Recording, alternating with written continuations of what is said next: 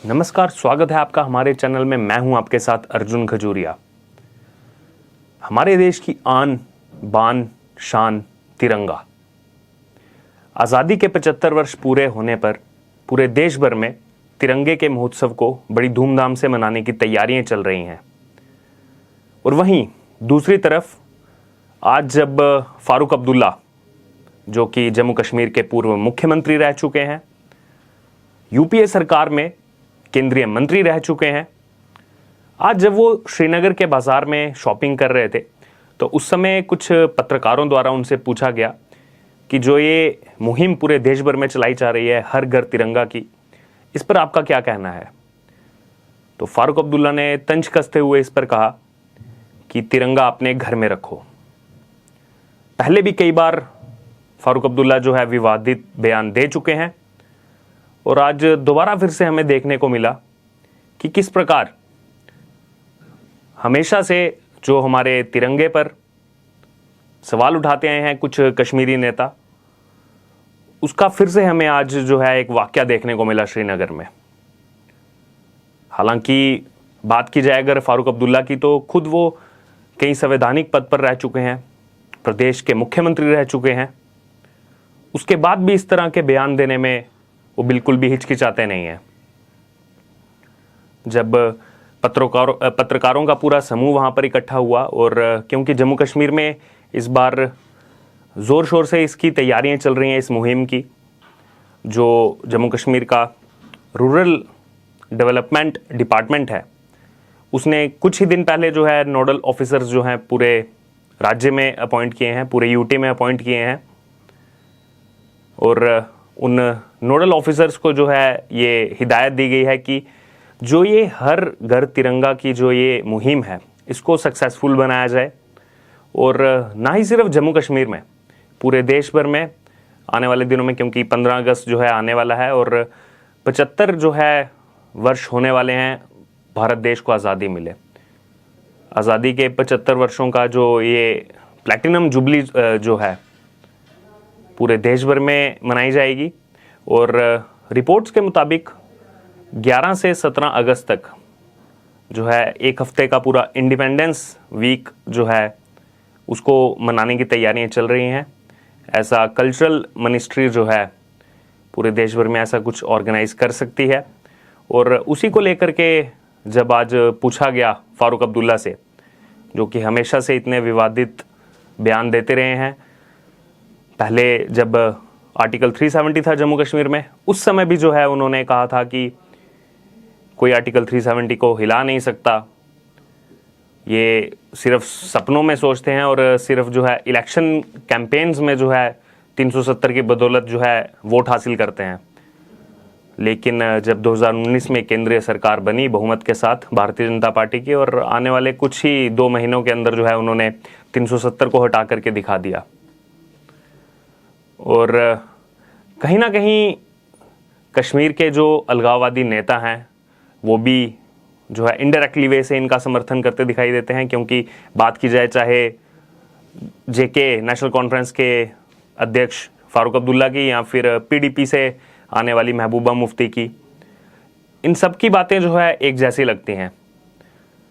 एक तरफ जब 2016 में जेएनयू में माहौल ख़राब करने की कोशिश की गई थी, नारे वहाँ पर लगे थे, हर घर से अफजल निकलेगा।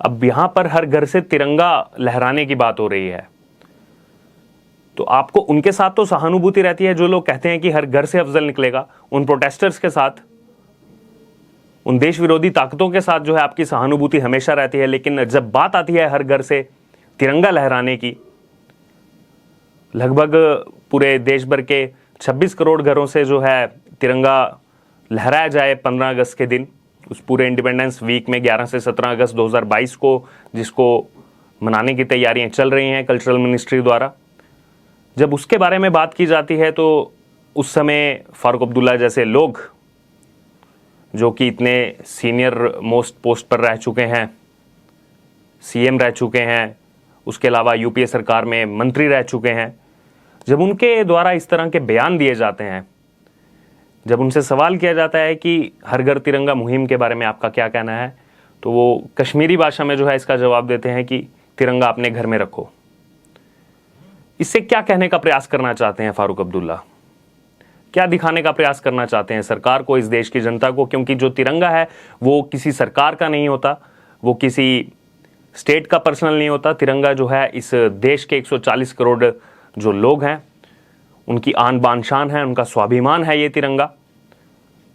पूरी दुनिया में जब ओलंपिक्स खेले जाते हैं या फिर इस तरह के कोई भी गेम्स होते हैं, तो जैसे ही भारत कोई मेडल जीतता है या फिर किसी में भी भारत का रैंक अच्छा आता है किसी स्पोर्ट्स में, तो जब वो तिरंगा वहां पर लहराता है पूरी दुनिया के लगभग 200 देशों के बीच में,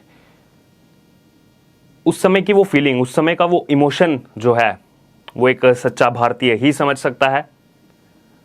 और कहीं ना कहीं इस तरह के बयान देने से जो है फारूक अब्दुल्ला उन लोगों की जो सच्चे भारतीय हैं, जो तिरंगे को इतनी रिस्पेक्ट करते हैं, उसकी आन बान शान पर मर मिटते हैं, हमारे देश के वो वीर सिपाही, वो नौजवान, चाहे वो पुलिस डिपार्टमेंट से आते हों या फिर वो किसी सिक्योरिटी फोर्सेस से ताल्लुकात रखते हों, वो इस देश के तिरंगे के लिए अपनी जान तक कुर्बान कर देते हैं। इस देश की मिट्टी के लिए, इस देश की तरक्की के लिए, इस देश के तिरंगे के लिए कितनी लड़ाइयाँ हो गई। और हमारे जो वीर सिपाही हैं, हजारों की संख्या में उन्होंने अपनी कुर्बानी दी सिर्फ इस तिरंगे की आन बान शान को अपने से ऊपर बनाए रखने के लिए, इस देश से ऊपर बनाए रखने के लिए। और हाल ही में हमने देखा किस तरह से गलवान वैली में भी इंसिडेंट हुआ था, उसमें भी जो है हमारे देश के जो सिपाही थे, 20-20 साल के, 21-21 साल के नौजवान, इस देश के तिरंगे के लिए उन्होंने कुर्बानी दी थी। उन्होंने इस बात के लिए कुर्बानी नहीं दी थी कि आज हम अपनी जान दे रहे हैं और आने वाले समय में हमारे कुछ ऐसे नेता हैं, कुछ ऐसे पॉलिटिशियंस हैं जो इस तरह की बयानबाजी करेंगे। जब आज़ादी के 75 वर्ष हम मनाने की तरफ अग्रसर होंगे, वो इस तरह के बयान देंगे कि इस तिरंगे को अपने घर में रखो। अगर आपको तिरंगा नहीं फहराना अपने घर में, आप फिर उस पर फ्रीडम ऑफ एक्सप्रेशन की बात पर आ जाते हैं। लेकिन आप पब्लिक को क्यों गुमराह कर रहे हैं यहाँ पर? क्योंकि आप जम्मू कश्मीर के एक बहुत बड़े पॉलिटिशियन हैं। पिछले कई सालों से, कई दशकों से आप जो है जम्मू कश्मीर की राजनीति का एक अहम हिस्सा हैं। जब आप इस तरह की बयानबाजी करते हैं तो कहीं ना कहीं आप फिर से कश्मीर के युवकों को जो है बरगलाने का प्रयास कर रहे हैं।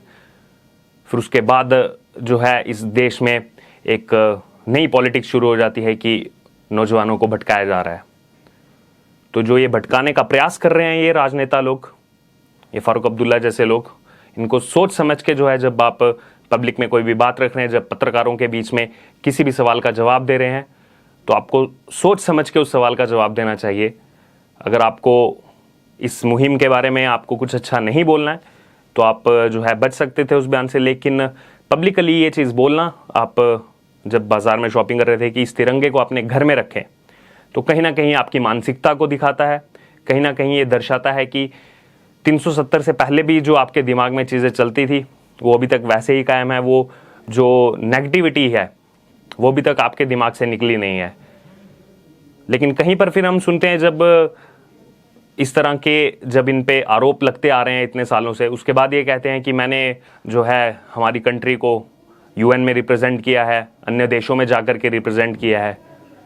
लेकिन आपके जो ये बयान, जब आप कहते हैं कि आपने अन्य देशों में जाकर के जो है भारत को रिप्रेजेंट किया है, ये तुलना नहीं खाते हैं जब आप देश के अंदर ही, जब आपसे आज़ादी के 75 वर्ष के अमृत महोत्सव के बारे में जब आपसे प्रश्न पूछे जाते हैं और उस समय आप कहते हैं कि इस तिरंगे को अपने घर में रखो, तिरंगे को अपने घर में रखो। ये कहीं ना कहीं 140 करोड़ देशवासियों के दिल को ठेस पहुंचाने वाली बात है कि किसी समुदाय विशेष की बात नहीं है, किसी जाति विशेष के लिए ये कमेंट नहीं है, ये देश के हर एक व्यक्ति के लिए कमेंट है। और सबसे ज़्यादा उनके लिए, इस देश के नौजवान, इस देश की सिक्योरिटी फोर्सेस जो अपना घर बार सब चीज़ें छोड़ करके जो है आज तैनात है सीमा पर इस देश की सुरक्षा के लिए। क्योंकि इस देश के नौजवान हमारी सीमाओं की सुरक्षा कर रहे हैं, हमारी रक्षा कर रहे हैं, इसीलिए आज हम आज़ादी से यहाँ पर खुले में घूम पा रहे हैं और अच्छे से रह खा पी रहे हैं। तो कहीं ना कहीं ये जो बयान है इसमें आगे देखना होगा कि क्या स्पष्टीकरण वो देते हैं, क्योंकि हमेशा से हमने देखा है कि ये जो कश्मीरी नेता हैं पहले कुछ और बयान देते हैं, लेकिन जैसे ही जब इनका विरोध स्टार्ट होता है कि आप इस तरह के बयान क्यों दे रहे हैं, तिरंगे को लेकर के आप इस तरह की भाषा का कैसे उपयोग कर सकते हैं, जैसे पहले भी महबूबा मुफ्ती ने किया था, उसके बाद कहीं ना कहीं अपने बयान से ये लोग पलटते नजर आते हैं। तो आपका क्या विचार है, आपका क्या कहना है, ये जो फारूक अब्दुल्ला ने बयान दिया है कि तिरंगे को अपने घर में रखो, हर घर तिरंगा मुहिम पर, इस पर आपका क्या सोचना है? आप कमेंट बॉक्स में हमारे साथ शेयर कर सकते हैं, और इससे जुड़े और अपडेट के लिए हम फिर से मिलेंगे आपको। आप बने रहिए हमारे चैनल के साथ। धन्यवाद।